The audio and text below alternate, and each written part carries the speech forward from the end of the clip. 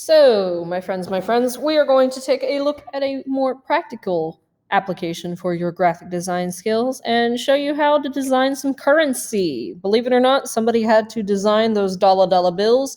We've seen some interesting trends in replacing historical figures with more current or more admirable ones like Harriet Tubman and the $20 bill.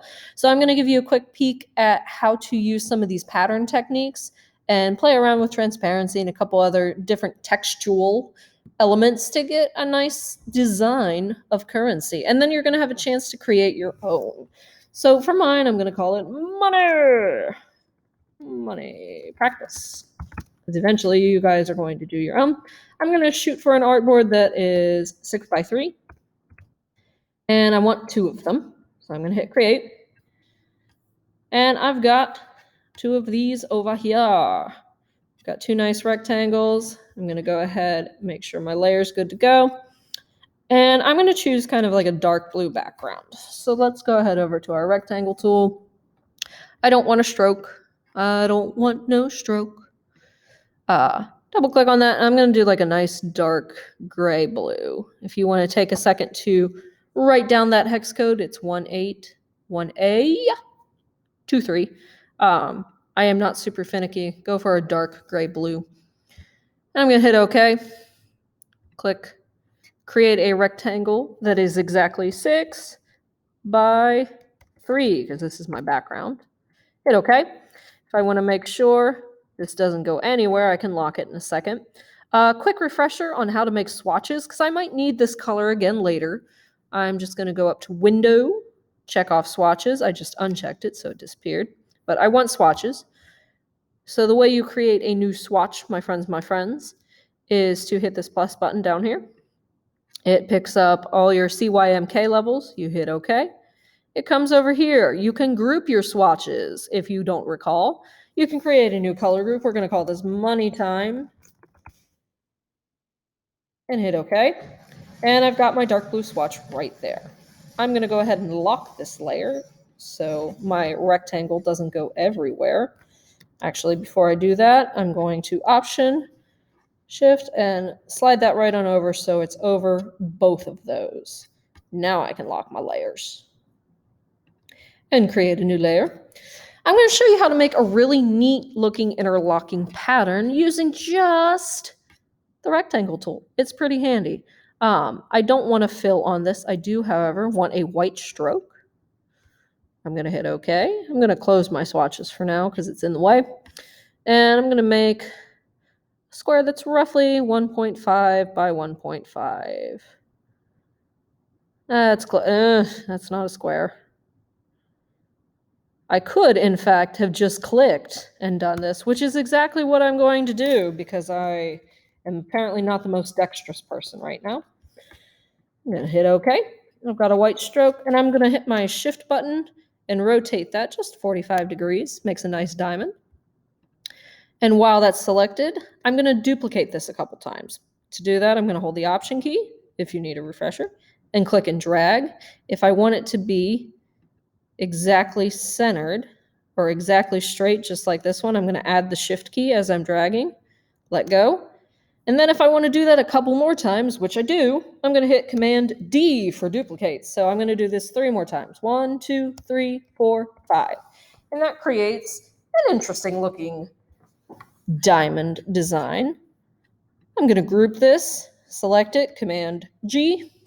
And I'm actually going to go back to Option, and what's the hey? I'm going to go over and have them intersect, just like so.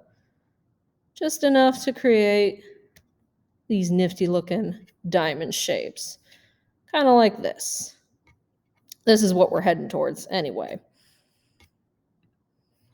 So, once again, gonna group, Command G, and Option, click and drag, just until these line up the way you want. I really like these little diamonds in here.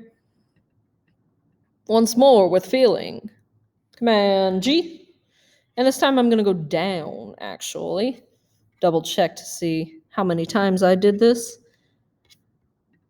Just making sure I'm doing the same thing for y'all. I'm not sure that I am. Hang tight a second here. Yeah, this will work. So now I'm going to go down. Nope. Helps if I add option. And kind of have these intersect here. Mine looks a little different from the one I was following along with. And if this is too distracting, which it might be, I'm going to drop the stroke on this. So I'm going to highlight all this, group it, and I'm going to come over here to properties and drop that stroke to 0.75. If I place this on top of my very dark background, that's going to be a little distracting from my textual elements. When you're thinking about currency design, you want it to be easily read. We've talked a little bit about accessibility and being able to tell very clear what the denominations are of your money is part of your accessibility. So we're actually going to drop this to like 25% opacity. There we go. And I'm going to yoinketh this right down here. I love those pink smart guides. If I want to make sure that's absolutely centered, I can go over to my align palette, window, align, center that. So it's nice and perfect. So I'm actually going to option shift this over to the other side because I want some consistency in my designs. Everybody wants a little consistency in their life, right? And if you let go of shift too early, guys, it moves. So don't do that. There we go. So probably about there. And I've got a pretty decent background going here. I'm going to start with some markings up at the top. It's going to be kind of like a value chart. And I want to pick a color that contrasts well against my blue. I could go with orange. I wouldn't want to necessarily go with something dark. I've already got a little bit of white going on, so I'm going to go for something that's actually like maybe a hot pink or a magenta. Something like this would work really well. I'm going to create a smallish rectangle, and I'm going to add that to my swatches so I can come back to it later. So window, swatches, new swatch. I want to click on my money time group and add that to my swatches. So now that is in there. So let's try our hands at some patterns here and making some swatches.